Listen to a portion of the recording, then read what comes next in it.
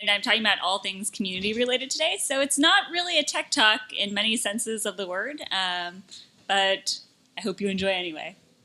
So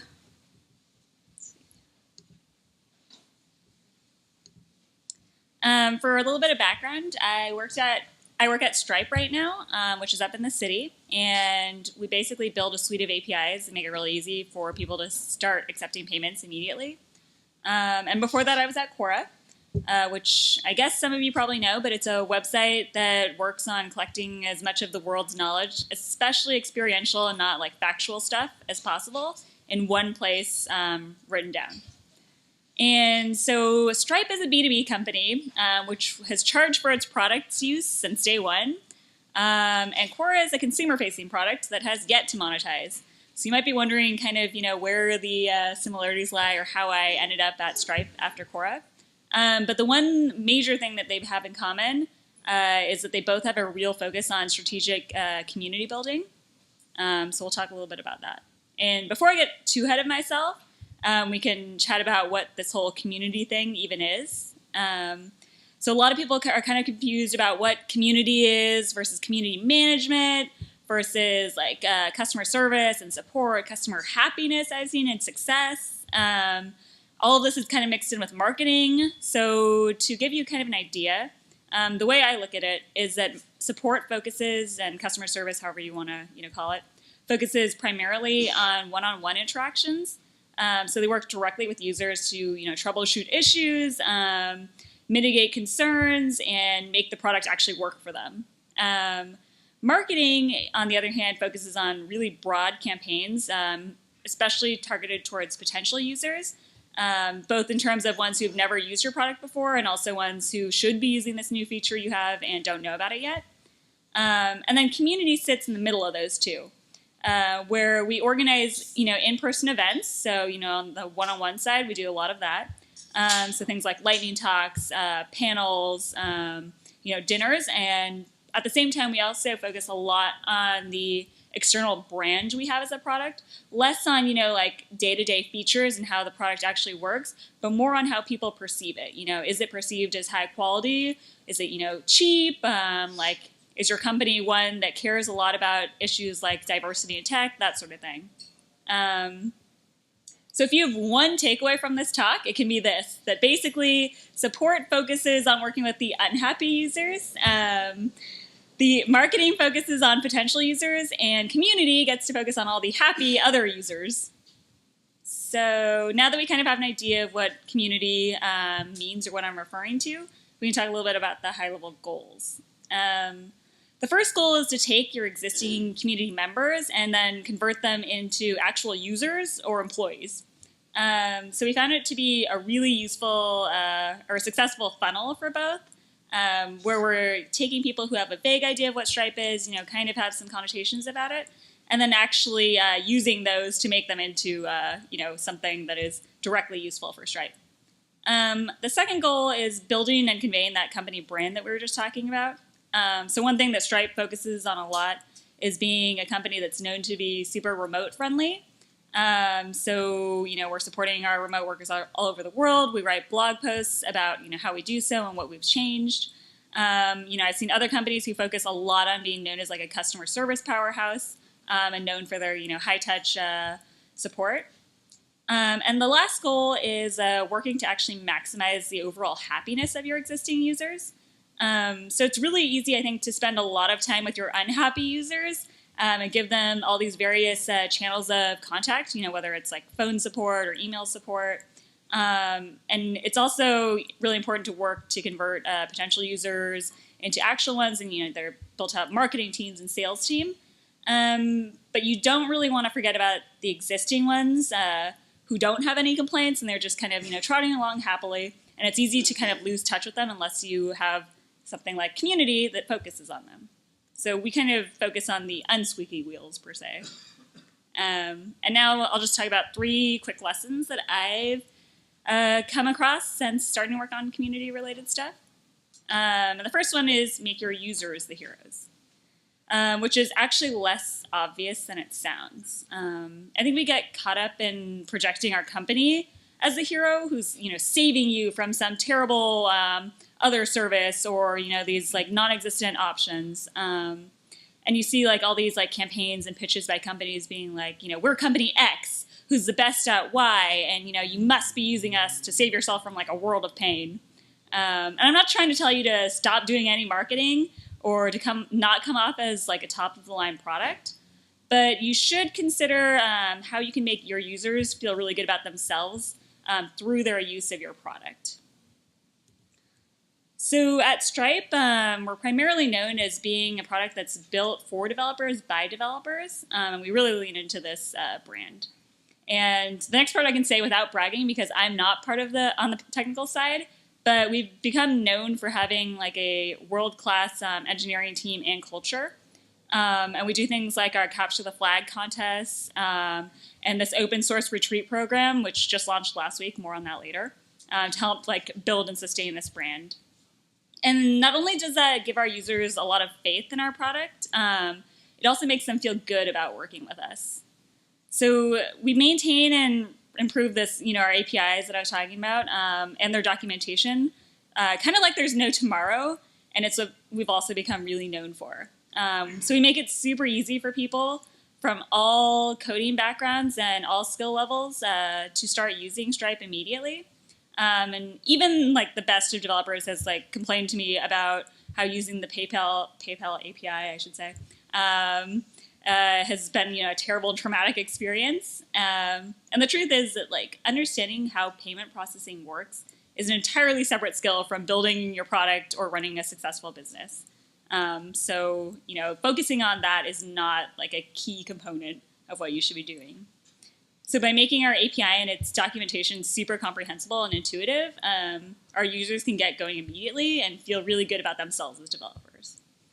And consequently, we've seen people consistently super pleased by how quickly they could get going. And they actually tweet about it, which is really funny if you think about it, like, wow, I just integrated something, let me tweet about it. But at the end of the day, it's actually because it's a matter of pride, where we're working really hard behind the scenes to make our users feel like they are fantastic developers and can use our API really easily by making it as straightforward and usable as possible. So that's like a pretty elegant and roundabout way of making our users heroes.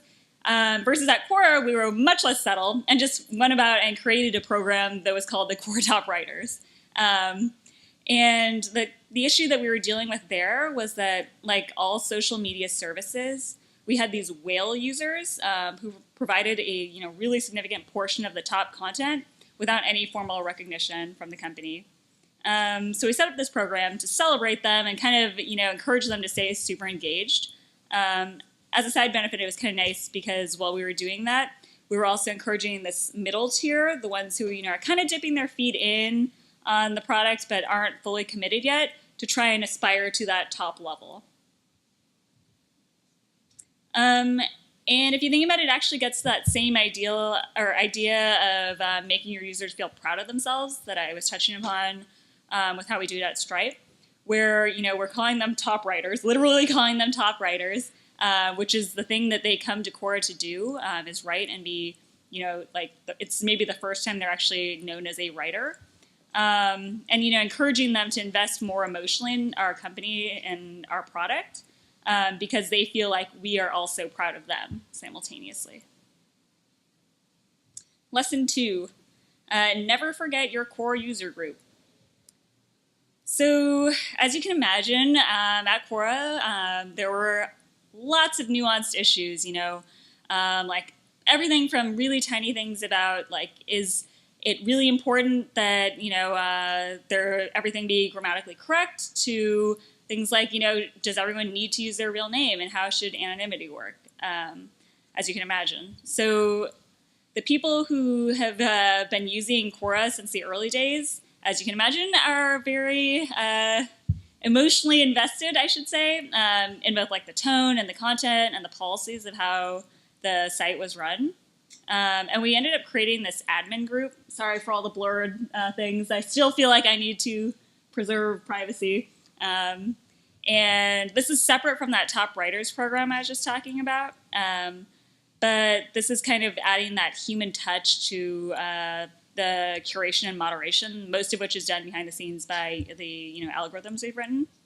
And this is where a lot of the early and super active users hang out on this Facebook group, even ones who don't really write a lot but want to be involved. And it's been a really useful way of harnessing all of their interest and eagerness to be involved in a productive and proactive way for the company, rather than getting snarky tweets and rage quitting over some issue that they saw on the site. And at Stripe, over the past year and a half, we've been experiencing explosive growth.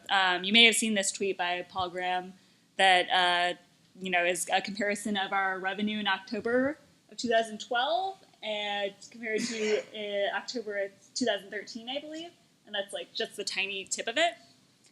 So as a result, we've tripled our support team, actually begun hiring a sales team. Believe it or not, we had no sales team for a really long time, and prioritizing things within the company like management.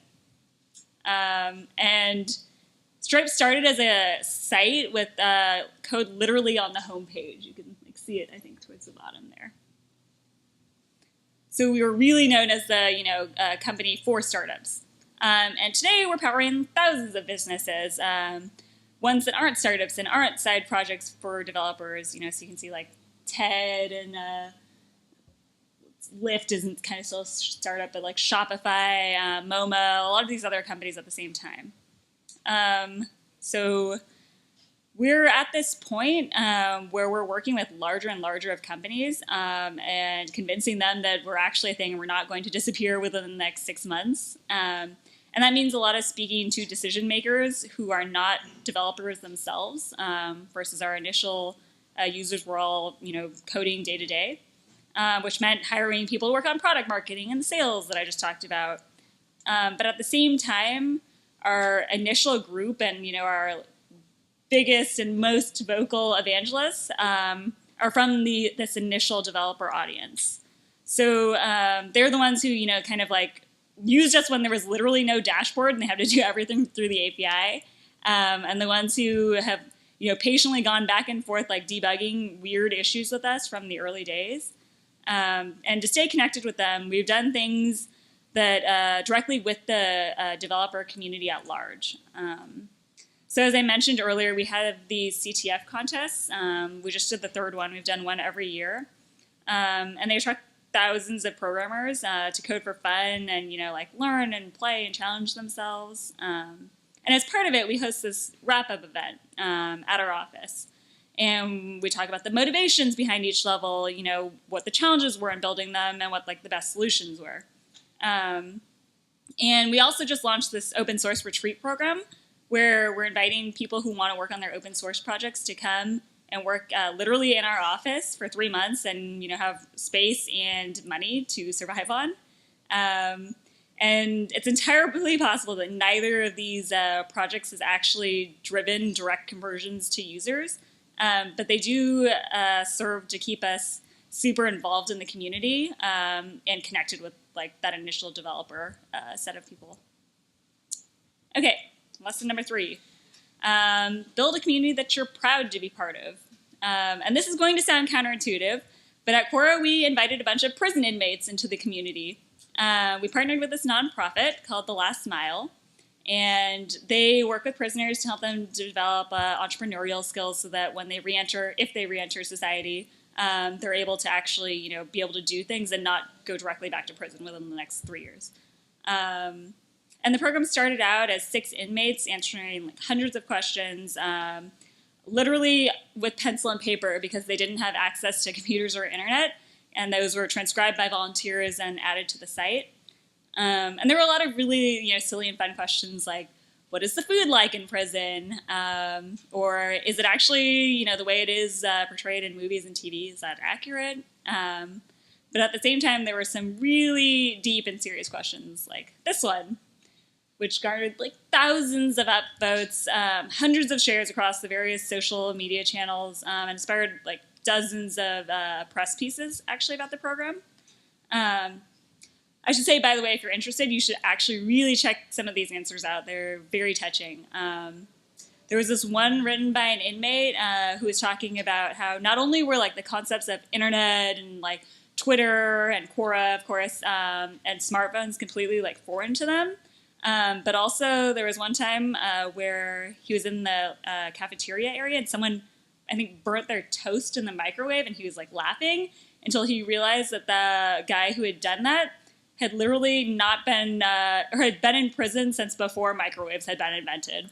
And I was just like, oh my God, like this is the kind of thing you would never hear about or realize if you didn't actually get a chance to hear kind of the prisoners' voices themselves.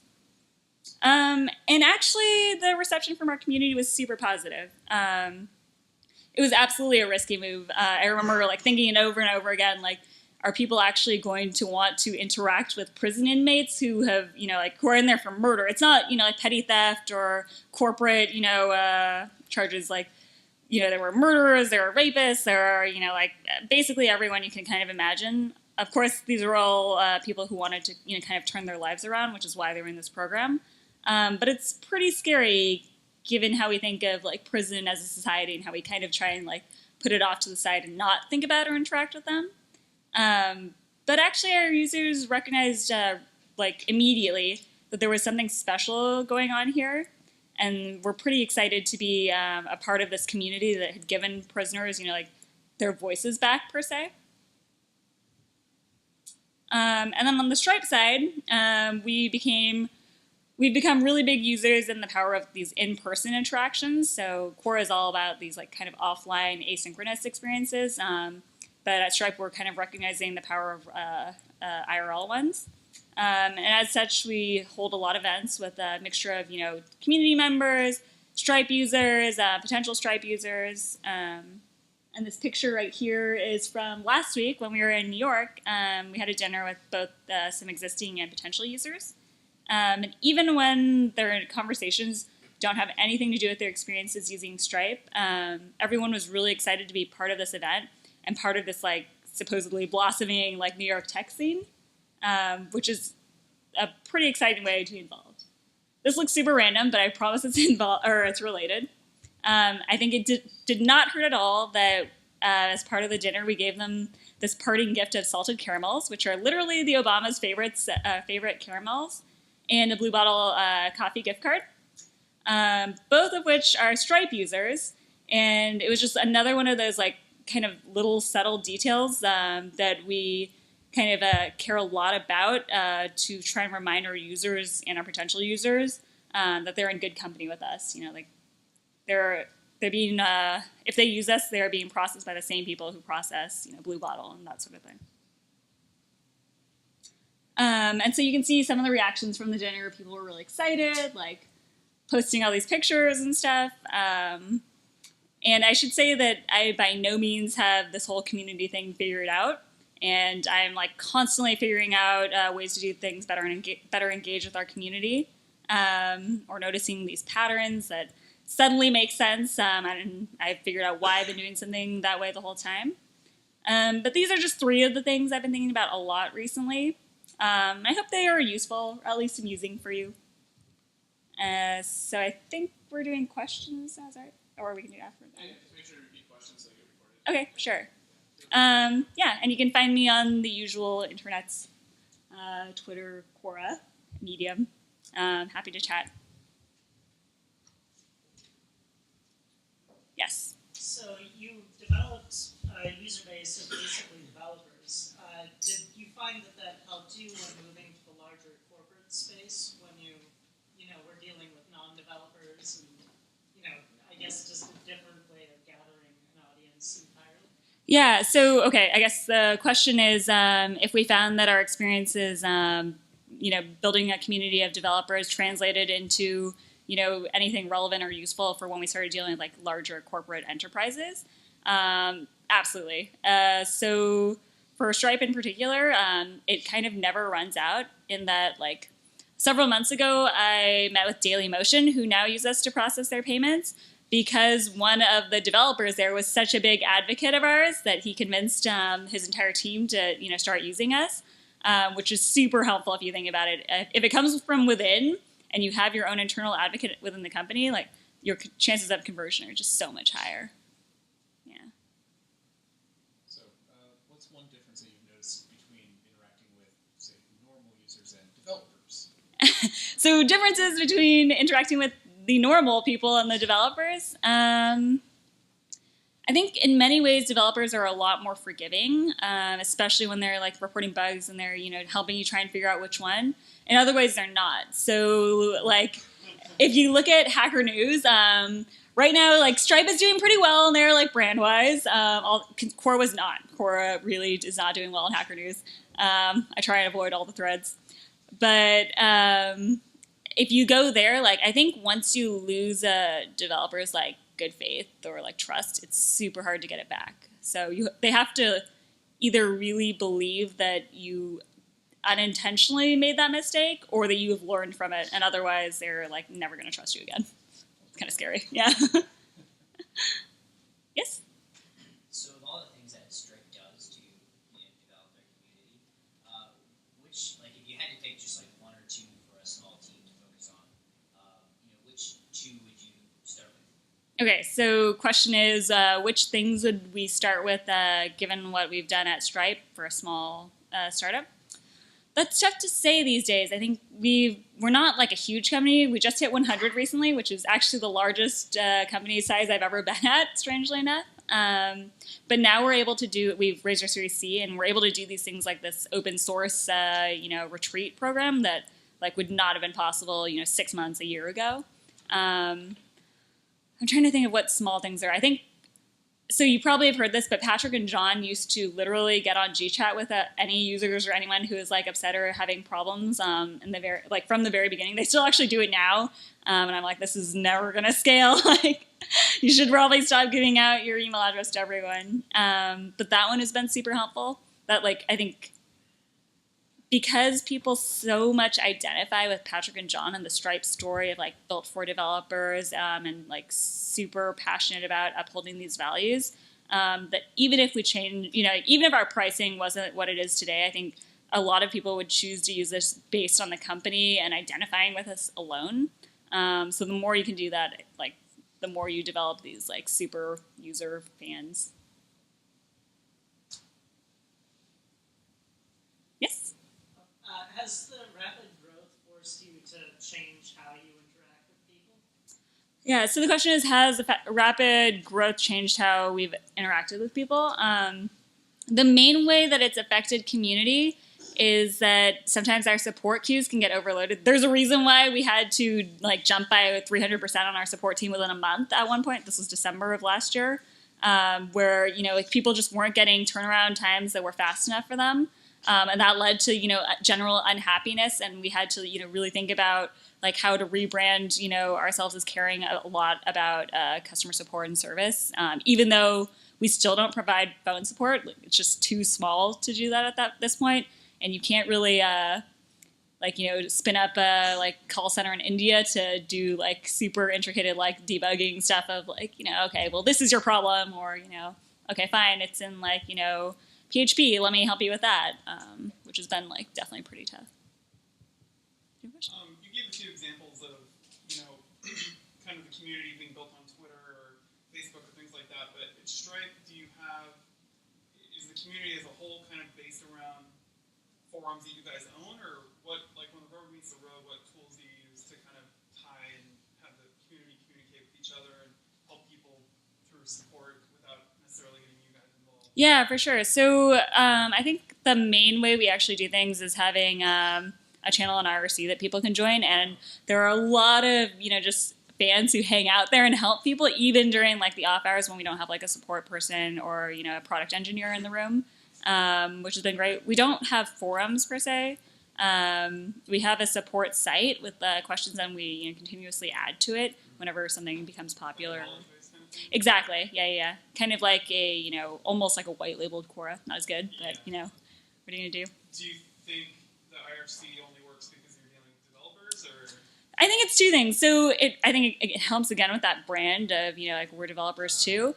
But it definitely does not help with our non-technical users who are like, what even is IRC? Like, just give me your phone number, and we're like, well, it's just a recording message. So I don't think you really want that. So we don't actually do a lot in the like online space in terms of connecting our users. It's more an offline. I think the other thing is just that besides being like business owners or accepting payments, they don't often have a lot in common with each other, like not same industry, not same, like background, anything like that. So we have to like, I guess I don't know if this is a word, but non-organically kind of do that by organizing these meetups and, very specifically targeting who to invite and making sure they kind of mingle with the people that we want them to, rather than just, grab bag of Stripe users. Based on your building communities on Quora and Stripe, what has been your biggest mistakes? Based on Quora or Stripe? Both. Okay, let's see. I think with Quora, you'll notice that I talked a lot about Stripe really caring about our brand.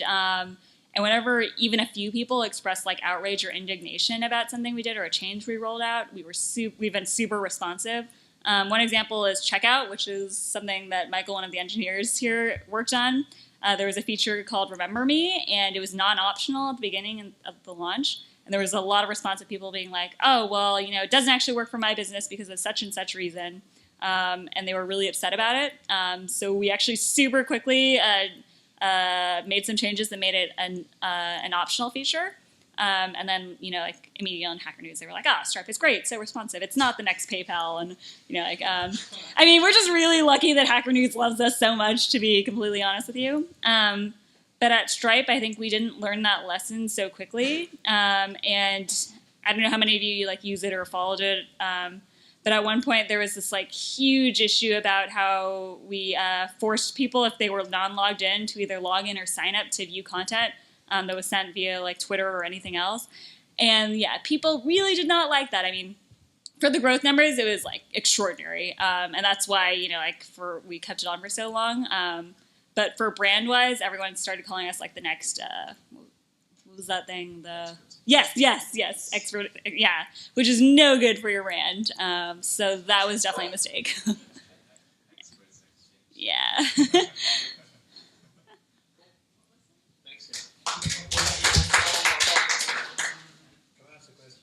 Yes. Is that okay? When you in Quora, you nominated the top writers. How did you leverage them to actually create growth? Did you get them to have Quora parties? Yeah, so one of the things we did, initially we did a lot of in-house parties and things. We'd have an SF users party every year, or do, meetups in New York, that kind of thing. But they really were not scaling well because it basically meant that either I or Mark, my partner on the team, would have to be there in person.